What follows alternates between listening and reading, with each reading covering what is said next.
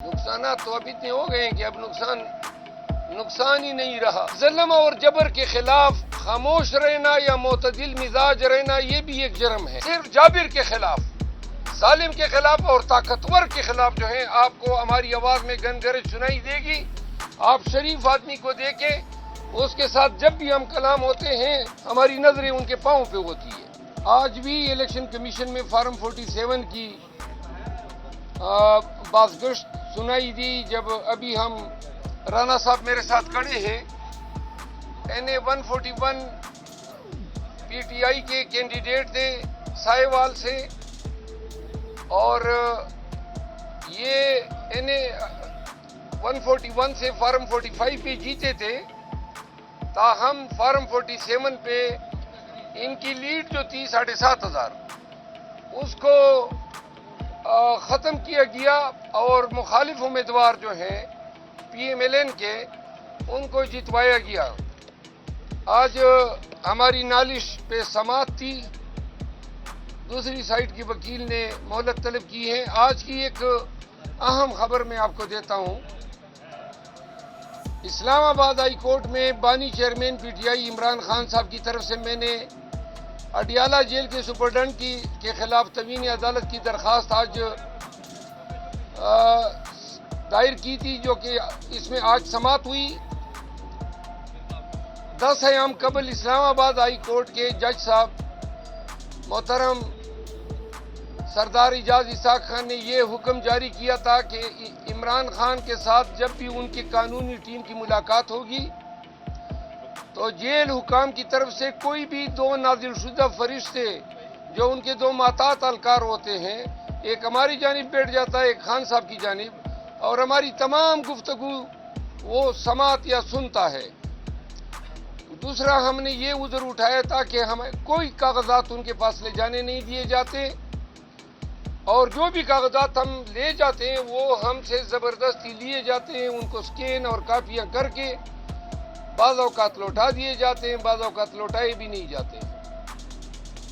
تو تیسری اس میں پٹیشن میں یہ ہماری استدعا تھی کہ PTI کے چند منتخب MNAs اور MPs ملنا چاہتے ہیں، تو جج صاحب نے ملاقات کی بھی اجازت دی، اسٹیشنری لے جانے کی اجازت دی، اور سختی سے ممانعت کی کہ خان صاحب کے ساتھ لیگل ٹیم کی میٹنگ کو کوئی جو ہے نہیں سنے گا، اور اتنے فاصلے پہ رہے گا کہ کنورسیشن اس کو سنائی نہ دے۔ تاہم جو ہماری گزشتہ ملاقاتیں ہوئی، اور آج تک جیل حکام جو ہیں مسلسل اس حکم کو پامال کر رہے ہیں، جس پہ آج عدالت نے نوٹس لیتے ہوئے ایڈوکیٹ جنرل اسلام آباد کو نوٹس کر دیا ہے، اور ساتھ میں جیل سپرڈنٹ اڈیالہ اسد وڑائچ کو توہین عدالت کے الزام میں طلب کر لیا ہے۔ 3 ایام میں اس سے تحریری حلف پہ رپورٹ بھی طلب کی ہے۔ یہ آج کی تازہ ترین ہے۔ ابھی انشاءاللہ نیشنل اسمبلی جا رہے ہیں، وہاں کی جو کارروائی ہوگی پھر آپ کے کولیگز کو وہاں پہ بتائیں گے۔ پرویز صاحب، ہر انسان کے ساتھ 2 فرشتے ہوتے ہیں، آپ کہہ رہے ہیں 2 فرشتے ہوتے ہیں، وہاں پر ہر انسان کے ساتھ 2 فرشتے ہوتے ہیں، وہ ضروری نہیں ہے کہ ان کا ہونا۔ اور دوسرا یہ بتائیں سر کہ نیشنل اسمبلی جا رہے ہیں، کل بھی وہاں پر جھگڑے والا ماحول بنا، آپ کا فارم ہاؤس بھی گرا، گھر میں بھی چھاپا پڑا، لگتا نہیں ہے آپ کو کہ تھوڑا سا ٹھنڈے مزاج سے کام لینا چاہیے تاکہ آپ کو بھی نقصان نہ ہو؟ نقصانات تو اب اتنے ہو گئے ہیں کہ اب نقصان ہی نہیں رہا۔ اب تو ہمارے ذہن میں کوئی بھی نقصان کوئی حیثیت ہی نہیں رکھتا ہے، ہم عادی ہو گئے ہیں۔ البتہ میں کبھی بھی آپ اپنے ساتھ کنورسیشن میں دیکھ لیں، آپ دوستوں کے ساتھ ہمیشہ، صحافیوں کے ساتھ، عام لوگوں کے ساتھ ہم بڑے ہی معتدل مزاج رہتے ہیں، لیکن ظلم اور جبر کے خلاف خاموش رہنا یا معتدل مزاج رہنا یہ بھی ایک جرم ہے۔ ایگریشن جو انسانی حقوق کے خلاف ہو رہی ہے، ہم آپ لوگوں کی آواز ہیں، ہم پاکستانیوں کی آواز ہے، آپ کے لیے، پاکستانیوں کے حق کے لیے ہم نے اس جبر کے ماحول میں پورے تمطراق کے ساتھ آواز اٹھایا ہوا ہے۔ آواز میں جب سختی نہیں ہوگی، استقامت اور اس میں گن گرج نہیں ہوگی تو لوگ شاید یہ سمجھے کہ آواز کمزور پڑ گئی ہے. صرف جابر کے خلاف، ظالم کے خلاف اور طاقتور کے خلاف جو ہے آپ کو ہماری آواز میں گن گرج سنائی دے گی. آپ شریف آدمی کو دیکھیں، اس کے ساتھ جب بھی ہم کلام ہوتے ہیں ہماری نظریں ان کے پاؤں پہ ہوتی ہے.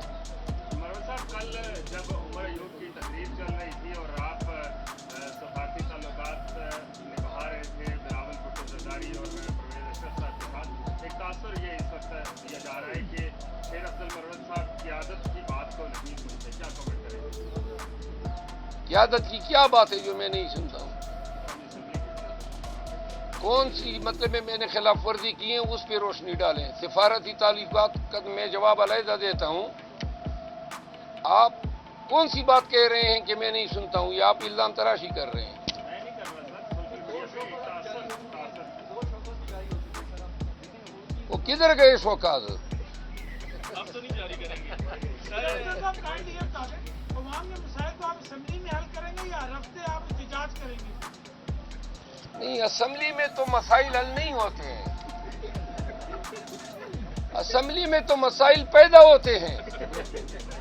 یہ مسئلہ اسمبلی میں پیدا ہوا ہے. یہ جو اجنبی لوگ MNA بن کے بیٹھے ہیں، شہباز شریف صاحب جو ہیں حلف کے لیے اب اس نے شیروانی بھی اپنے ناپ کی سلوائی ہوگی اور پہن کے پھر حلف بھی اٹھائے گا. اسمبلی جو ہے وہ موجودہ وقت میں، اس دن اسپیکر کہہ رہا تھا کہ پاکستان کا طاقتور ترین ایوان ہے. اس طاقتور ترین ایوان کی آپ حالت زار دیکھ لیں. میں اس کا ممبر ہوں. کل نہیں پرسوں پنڈی کی پولیس دن دہاڑے غنڈوں کی طرح سڑک پہ میری گاڑی کا راستہ روک کے کھڑی ہو گئی، بندوقیں اتار لائی. اب کیا جرم ہے میرا؟ سڑک پہ نہیں جا سکتا ہوں. یعنی کہ آپ سوچیں نا. اور پھر جب میں نکلنے لگا تو گاڑی کو ٹکر بھی مار دی. حضرات، جب کوئی ظلم کرتا ہے نا تو ظالم کے آگے کوئی نرمی سے بات نہیں کرتا ہے. پاکستانیوں نے سب نے اگر 9 مئی کے بعد ظلم اور جبر کے خلاف آنکھیں نکال کے کھڑے ہو جاتے تو یہ خوف کی فضا کبھی پھیلتی ہی نہیں. پوری قوم کو بیمار کر دیا اس خوف نے. پوری قوم کو انہوں نے جو ہے ڈر اور خوف میں مبتلا کر کے نفسیاتی مریض بنا دیا ہے.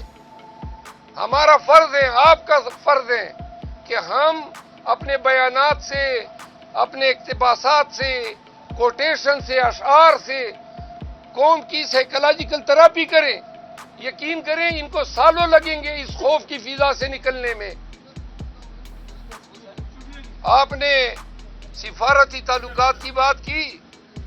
گزارش یہ ہے کہ جو اسپیکر تھے سابقہ، اس سے میرے زمانے بھر کا ایک لمبا عرصے دراز سے میرا تعلق رہا ہے، وکالت کے حوالے سے بھی رہا ہے.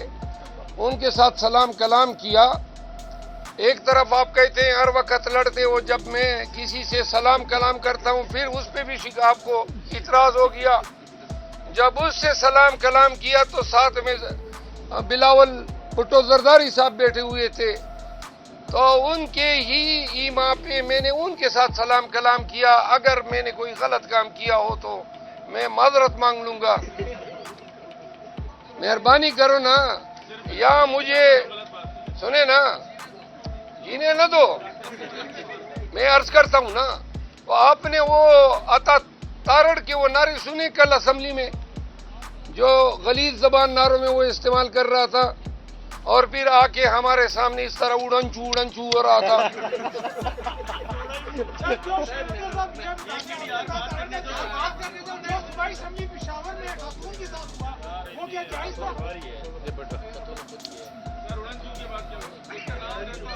سنے نا جی، وہ اس طرح اڑنچو اڑنچو ہو رہا تھا اور ساتھ میں غلط نعرے لگا رہا تھا. میں قسمن کہتا ہوں کہ لمحوں کی دیر تھی، عطا تارڑ وڑ چکا تھا، لیکن بس اللہ نے کرم کیا. آئندہ یہ کر لے، اسمبلی میں اس طرح غلط کلمات نکالے تو انشاءاللہ پھر یہ اڑنچو نہیں ہوگا، ڈھینچو ہوگا.